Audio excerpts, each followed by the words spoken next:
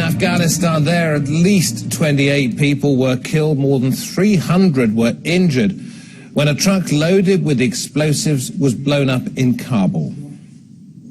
Well, gunshots were heard after the blast outside the main security agency in Kabul, the capital. The Taliban has said it was behind the attack. And if that is the case, it is the group's first major attack since it said it was going to be beginning its annual spring offensive. Here's Victoria Gatenby.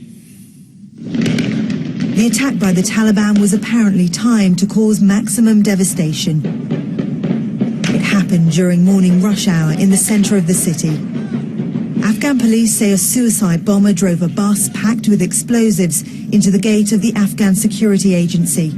It's responsible for protecting government ministers and other VIPs. Dozens of new recruits were attending their graduation ceremony at the time. Witnesses say the explosion was followed by gunfire. While I was working, there was a big blast. Dust covered the whole area. I couldn't see what was happening. Later, I saw a lot of damage. It was a really big explosion in a crowded area of the city. We're fed up with these attacks. What can we do? How long do we have to suffer like this? Our security forces and our people are victims every day.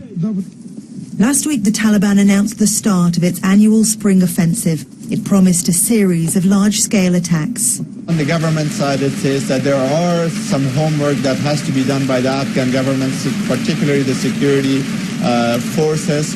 I think they have to intensify their efforts to basically identify those terrorists who are infiltrating the boundaries of the capital. The Taliban has been gaining ground in provinces including Helmand, and there are fears that a new offensive could hit government forces even harder. Last year, more than 5,000 Afghan soldiers were killed in fighting. This latest attack comes at a time when the Taliban is said to be more united.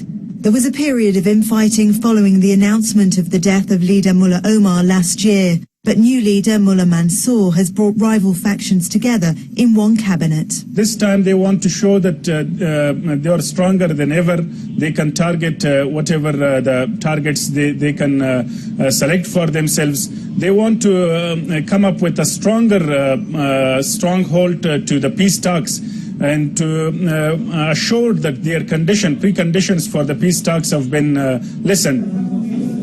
Afghan security forces have been on high alert since the Taliban's announcement last week. Attacks like this show armed fighters are still capable of causing chaos in the heart of the capital. Victoria Gatenby, Al Jazeera.